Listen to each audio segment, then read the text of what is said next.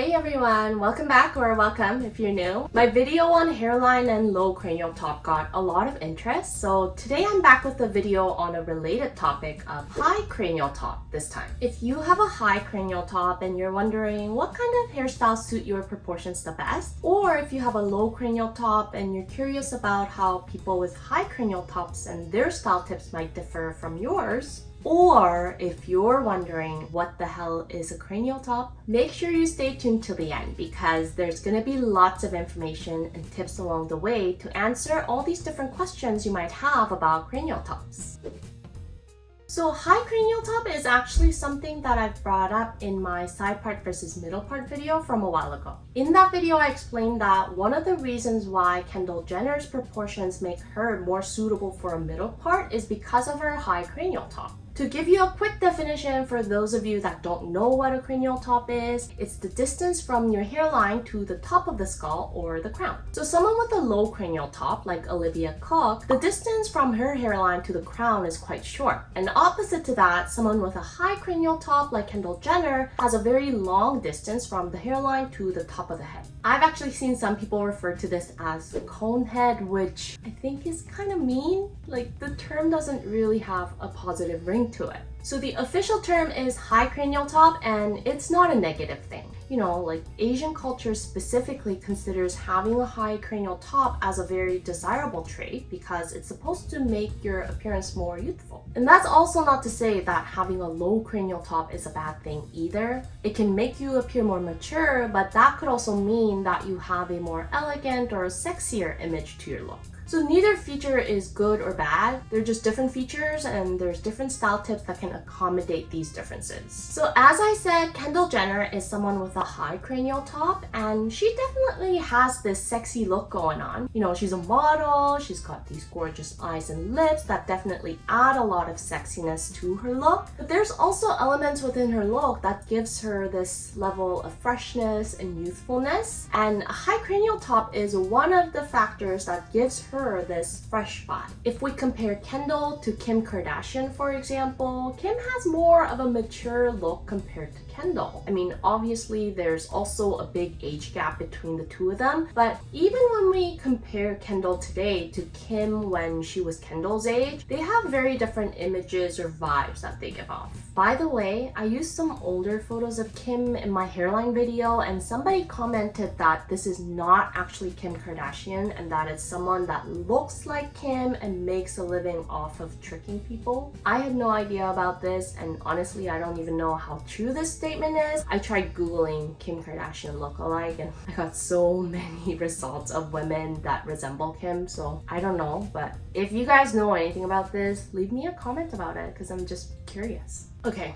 anyways, going back to the main topic of high cranial tops. So what I've explained in my low cranial top video about Olivia Cooke was that she needs to add more hair volume near the crown area to balance out her proportions. And with high cranial tops, as you can probably assume, the opposite applies. If you have a high cranial top, the length of your forehead and the height of your cranial top are about the same length. So it makes sense to not add any volume at the top of the head. Adding volume to the top of the crown when you have a high cranial top is adding unnecessary height to your already high crown. And it can make the size of your head kind of abnormally big. Like the difference between the size of your face and the size of your head can appear disproportionate. Especially for Kendall, she has a short face, so having that additional volume around her crown makes her head appear especially long in contrast to the length of her face. So in my side part versus middle part video, the reason why I said Kendall is better suited for a middle part was because first, a middle part lengthens your face because it draws our eyes down the center of the face where the face is the longest. And second, with the side part, a lot of volume gets created at the top of your head naturally. So for someone with a high cranial top like Kendall Jenner, it's easier to suppress that volume at the top of your head when you have a middle part. Now, when we're talking about root volume, there's two areas to consider. There's volume at the top of your head up here or your crown, and then there's volume that you can create just around your hairline. Avoiding any volume near your crown applies to everyone with a high cranial top. But whether or not you should add volume around your hairline depends on the size of your forehead. Kendall Jenner, for example, when we looked at the length of her top third and her lower third, they're pretty well balanced, so the emphasis isn't really drawn heavily up or down. So for Kendall, adding volume around the hairline is not really suitable because it lengthens her forehead unnecessarily, and that breaks the proportional balance between her top and lower thirds. Not that she looks particularly terrible with a bit of a lengthened forehead, but it's just not necessary. But if we look at Hailey Bieber on the other hand, I have a couple of videos using Hailey as an example, and I've mentioned previously that she has a small forehead compared to her middle and lower thirds. So for Hailey, adding some volume just around her hairline helps with lengthening her forehead a little bit, and that makes the facial proportions appear a little more balanced. I mean, she's a model and she's gorgeous, so she looks great regardless of the style, but proportionally speaking, adding a bit of length visually to the forehead is more favorable for her proportions. And that's why even when she's wearing these sleek styles with no added volume, at least exposing the forehead as much as possible to make it appear bigger are better proportional choices. Now, Selena Gomez is another example of someone with a high cranial top, but opposite to Hailey, Selena has a longer top third compared to her lower third.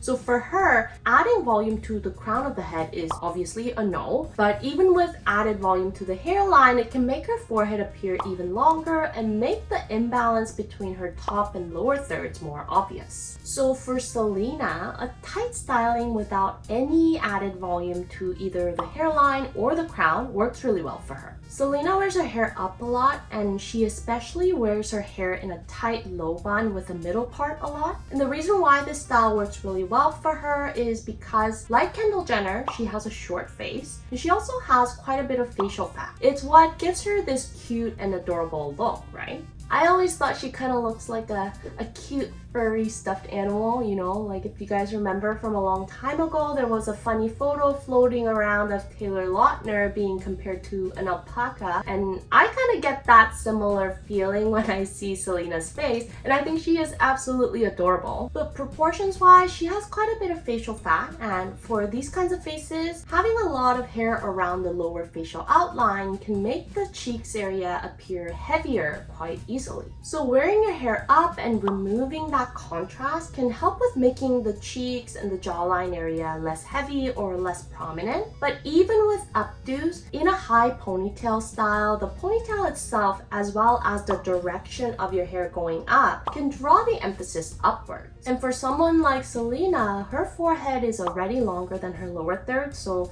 there's really no need or reason to draw extra attention up towards the forehead, because it's gonna lengthen the forehead more and make the imbalance more obvious. So a low bun with the middle part still takes the hair away from the lower face and lessens the prominence in the full cheeks, while the middle part, like I explained earlier with Kendall, lengthens the face by drawing our eyes down the longest part of the face. And the direction of the hair with a tight low bun and a middle part doesn't draw that unnecessary emphasis upwards. So this is a really ideal hairstyle for someone with proportions that are similar to Selena Gomez. Now, if you have these proportions, but you want to wear a high ponytail or a bun, pairing your updo with an appropriate style of bangs is a good choice. For Selena, with these curtain bangs, her hairline and parts of her forehead are covered. So even with the high bun, the emphasis doesn't get drawn to her forehead as much. I know these bangs make her face appear a little shorter, but like I said, Selena has such a cute and adorable image to her that a short face is not something that really is working against her. I personally really like this style on Selena because I think it really enhances her cuteness. So even if you have a high cranial top, depending on your features and the rest of your proportions and the natural image that you have, all play a role in determining what the best style is for your face. The only universal tip when it comes to a high cranial top is don't add more volume to the crown of your head. And similar to that, for low cranial tops, you should always be adding more volume to your crown area. But whether you should add more volume around your hairline or not, or whether you should get bangs, etc., those are really all dependent on the rest of your face. I hope you found today's content content helpful? If you did, don't forget to press those like and subscribe buttons before you go. And here is more content that you'd find helpful if you enjoyed this video, so make sure to check it out. I'll see you in my next video, and until then, stay unique and stay gorgeous.